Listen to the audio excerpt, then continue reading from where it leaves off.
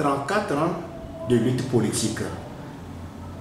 Aujourd'hui, vous êtes en plein anniversaire.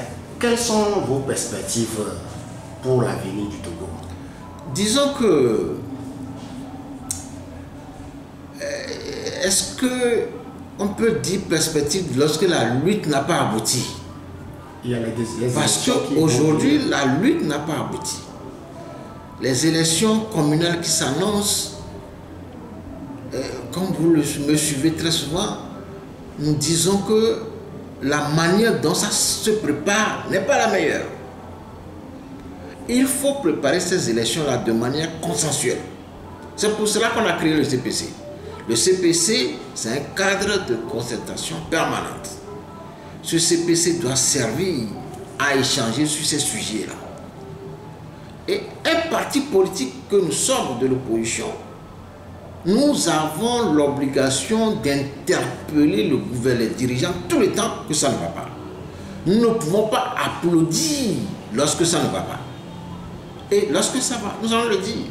Mais il ne faut pas que nous pensons que les élections qui se préparent sont préparées de manière correcte. Il faut revoir ces élections communales-là, la préparation de ces élections. C'est pour cela que dans une déclaration avec d'autres partis politiques, nous avons souhaité qu'une réunion du CPC ait lieu, ou bien une assise ait lieu, pour voir dans quelle mesure on prend en compte tout ce qui peut permettre à ce que les élections soient vraiment une élection pour le bonheur de tous les Togolais. Donc la lutte continue. Les perspectives, c'est que la lutte continue. Il faut que tout le monde, tous les Togolais, toutes les Togolaises et tous les Togolais sachent que nous n'avons pas encore atteint l'objectif. L'objectif, c'est de rendre le Togo démocratique pour tout le monde, sans exception, y compris pour ceux qui sont au pouvoir. Parce que le bonheur que nous cherchons le bonheur de tous les Togolais. Et il faut que tout le monde comprenne que le Togo appartient à tous les Togolais. Et les biens de ce pays doivent être à la disposition de tous les Togolais pour le bonheur de chacun. Que répondez-vous de ce qui va arriver dans les jours à venir? Je veux dire que la nomination du président de la République par les sénateurs, les députés. Quelle personnalité vous voyez qui sera président du Togo pour les jours à venir? Non, je crois que à cette question, permettez-moi de ne pas répondre parce que nous, au cas, nous disons que la manière dont on nous a imposé la 5e République pose problème. Et on doit s'asseoir pour en discuter. Donc, si on doit s'asseoir pour en discuter, nous continuons par le demander. Pas demander aux dirigeants que la manière dont vous avez imposé aux Togolais la 5e République pose problème. Donc permettez-moi de ne pas répondre à ces questions. Monsieur Dalia Odater, les élections locales qui seraient annoncées hier, le gouvernement a annoncé la date des élections locales. Que pensez-vous pour ces élections? Je viens de le dire que la manière dont ces élections se préparent là, c'est pas bon.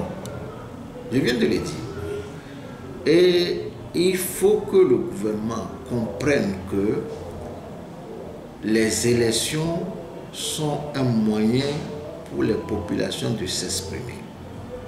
Et qui dit population dit le parti au pouvoir et ses alliés et les partis d'opposition.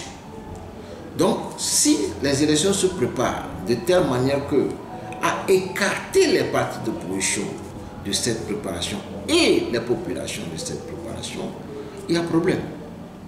Il faut faire en sorte que ces élections communales-là reflètent réellement la volonté populaire et que ceux à qui les populations vont faire confiance pour gérer la commune soient vraiment ceux-là.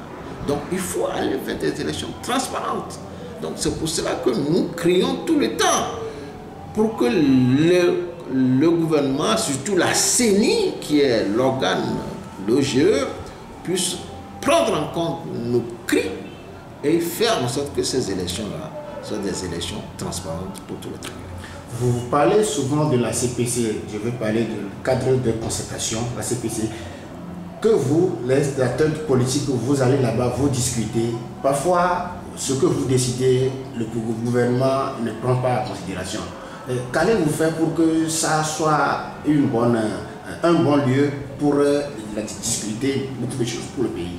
Non, c'est-à-dire que ça aussi, nous l'avons très souvent dénoncé, que le CPC doit être un cadre, comme son nom le dit, de concertation. Et sur tous les sujets, par exemple sur les élections, tout ça, il faut qu'il y ait des concertations, des discussions sur ces sujets-là. Mais si le cadre n'est pas,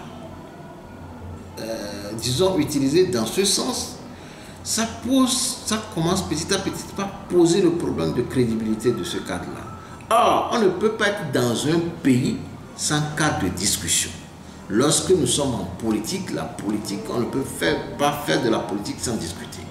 Donc, il faut qu'encore une invite au gouvernement de faire en sorte que ce cadre-là soit un trésor pour le pays, pour que tout le monde s'y reconnaisse dedans et qu'on puisse aller de l'avant. Merci. C'est moi qui vous remercie.